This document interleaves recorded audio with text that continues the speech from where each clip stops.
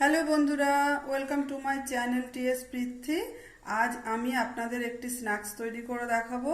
সন্ধ্যাবেলায় চায়ের টেবিলে এই স্ন্যাক্সটা কিন্তু পুরোপুরি জমে যাবে। এটা হচ্ছে পনির কুরকুরে। পনির দিয়ে কীভাবে এই কুরকুরে করছি সেটা আপনাদের স্টেপ বাই স্টেপ এরপর আমি দেখাচ্ছি। বন্ধুরা, আমি এর জন্য পনির নিয়ে নিয়েছি। পনিরগুলোকে আমি এইভাবে একটি ছুরির সাহায্যে বেশ সুন্দর করে লম্বা লম্বা আর সরু সরু করে কেটে নেব। এটা এটা যতটা মানে একদম সরু সরু করব না, কিন্তু আবার একদম মোটা মোটাও করব না, যাতে তেলে ভালোভাবে এই পনিরটা ভাজা হয়ে যায়।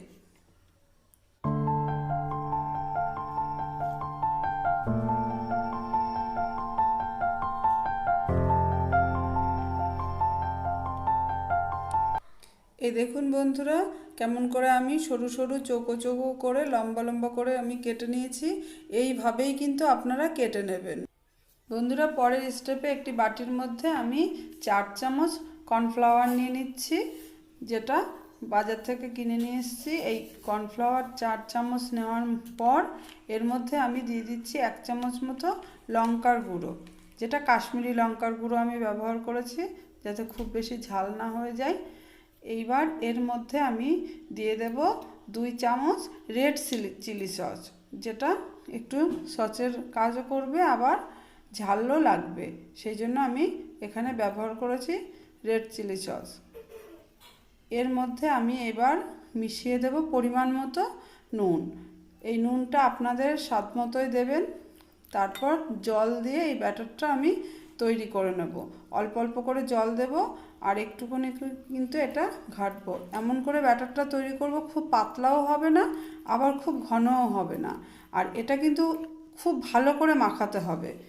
আর তার মধ্যে আমি আবার দিয়ে দিচ্ছি একটু গোলমরিচের গুঁড়ো। গোলমরিচের গুঁড়ো দিয়ে সেই ব্যাটারটা খুব সুন্দর করে ফাটাচ্ছি। 5 মিনিট ধরে কিন্তু ফেটাতে হবে। বন্ধুরা, একটি ফ্রাই প্যানের মধ্যে আমি সাদা তেল দিয়ে দিচ্ছি। রান্নাটা আমি সাদা তেলেই করব। তেলটা আস্তে আস্তে গরম হচ্ছে। গরম হওয়ার পর আমি ওই পনিরের টুকরোগুলো একটি একটি করে ওই ব্যাটারের মধ্যে ডুবিয়ে এইভাবে আমি তেলের মধ্যে ছেড়ে দিচ্ছি। এই সময় কিন্তু আঁচটা মিডিয়াম হিটে রাখতে হবে, খুব বেশি জোরে দিলে পুড়ে যেতে পারে। এইভাবে আমি ওই ব্যাটারের মধ্যে এক একটা করে চুবাবো আর ভালো করে ব্যাটারটা মাখিয়ে নিয়ে তেলের মধ্যে দিয়ে দেব। তেলের মধ্যে দিয়ে ভালো করে আমি কিন্তু উল্টে উল্টে ভাজতে থাকবো। এটা কিন্তু খুব লো ফ্লেমে দিয়ে বেশ অনেকক্ষণ ধরে ভালো করে ভাজবেন, যাতে ভেতরের পনিরটাও খুব ভালোভাবে ভাজা হয়ে যায়। এবার দেখুন ভাজা হয়ে গেছে, লাল লাল হয়ে গেছে। যেগুলো ভাজা হয়ে যাচ্ছে সেগুলো আমি প্লেটে তুলে নিচ্ছি, আর যেগুলো পরে দিয়েছি ভাজা হয়নি সেগুলো কিন্তু এখনও ভাজতে হবে। যেইগুলো এখনও কিন্তু হয়নি এগুলো আরেকটু ভাজতে হবে। এই দেখুন আমার পনিরের কুরকুরে রেডি। এর মধ্যে আমি ওপর থেকে একটুখানি বিট নুন ছিটিয়ে দিচ্ছি, ধনে পাতা ছিটিয়ে দিচ্ছি,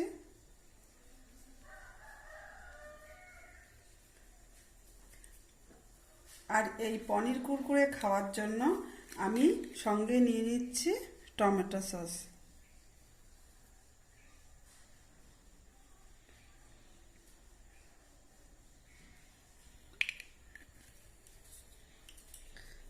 আমার পনির কুরকুরে স্ন্যাক্স তৈরি করা রেডি। আপনারা এই রেসিপিটা অবশ্যই ট্রাই করে খাবেন এবং আমাকে লাইক করবেন, কমেন্ট করবেন, এবং যারা এখনও সাবস্ক্রাইব করেননি তারা অবশ্যই প্লিজ আমাকে সাবস্ক্রাইব করবেন।